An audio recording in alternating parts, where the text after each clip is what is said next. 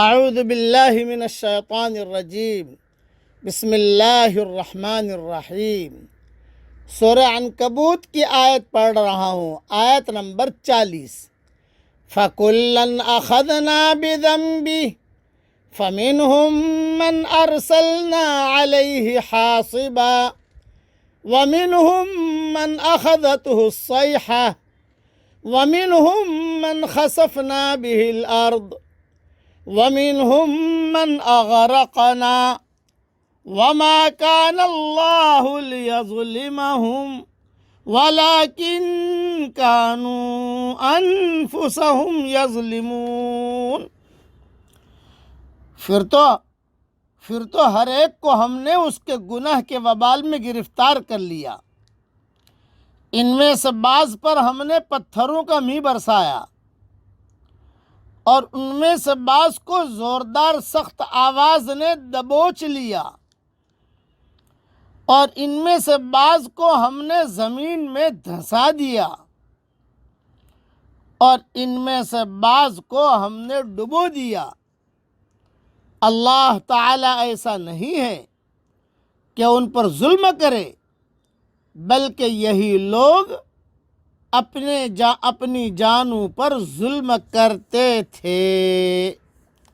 یعنی اللہ کی شان نہیں کہ وہ ظلم کرے، اس لیے پچھلی قومیں جن پر عذاب آیا محض اس لیے ہلاک ہوئیں کہ کفر، شرک اور تکذیب اور گناہوں کا ارتکاب کر کے انہوں نے خود ہی اپنی جانوں پر ظلم کیا تھا۔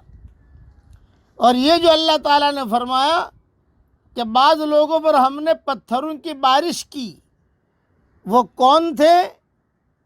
یہ قوم عاد تھی، جن پر نہایت تند و توز ہوا، بہت سخت ہوا کا عذاب آیا، اور زمین سے یہ ہوا زمین سے کنکریاں اڑا اڑا کر ان پر برساتی۔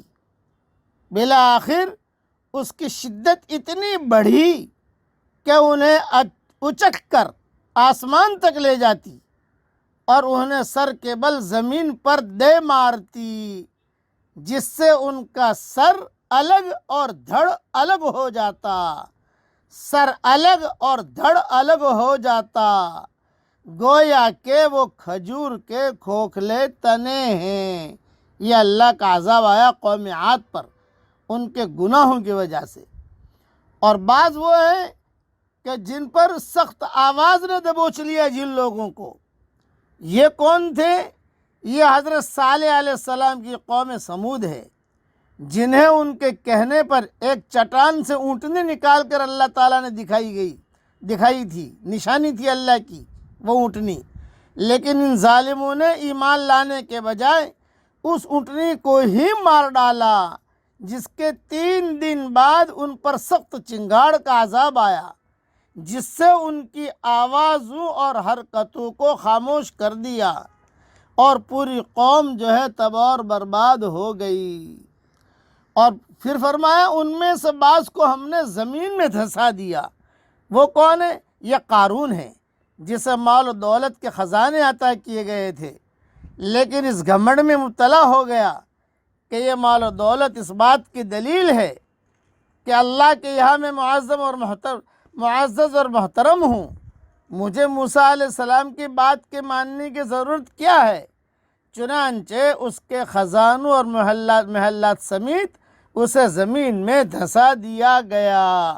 حدیث شریف میں آتا ہے اب تک دھس رہا ہے، سارا خزانہ، سارے محلات، ساری چیزوں کے سمیت زمین میں اللہ نے دھسا دیا، اور اب تک دھس رہا ہے، قیامت تک دھستا رہے گا۔ اور وَمِنْهُمْ مَنْ أَغْرَقْنَا، ان میں سے بعض وہ ہے جن کو ہم نے ڈبو دیا۔ وہ کون ہے؟ یہ فرعون ہے، جو ملک مصر کا حکمران تھا، لیکن حد سے تجاوز کر کے اس نے اپنے بارے میں الوہیت کا دعویٰ بھی کر دیا۔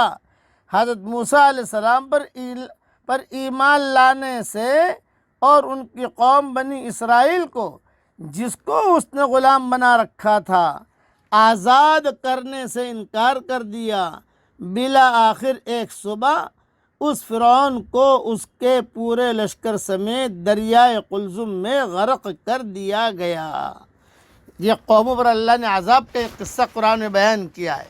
اسی طریقے پر جو بھی اللہ کے احکامات کو توڑے گا، آج کل بھی قومیں ظلم کر رہی ہیں، کچھ پتہ نہیں اللہ تعالیٰ ان قوموں کو کس طریقے سے پکڑے۔ یا تو اللہ انہیں ہدایت دے، اور اگر اللہ کے علم میں ان کی ہدایت لکھی ہوئی نہیں ہے تو اللہ تعالیٰ ان قوموں کو اسی طریقے پر تباہ کرے جیسے پچھلی قوموں کو اللہ تعالیٰ نے تباہ کیا تھا۔ ان فی ذلک لعبرۃ لأولی الابصار، آنکھوں والوں کے لیے اس میں عبرت ہے، کھلی کھلی نشانیاں اللہ تعالیٰ قرآن شریف میں بیان فرماتے ہیں۔ اللہ تعالیٰ ہم سب کی، پڑھ لیجئے میرے ساتھ، اللہم اجرنا من النار، اے اللہ جہنم کے آگ سے تو ہم سب کی حفاظت فرما۔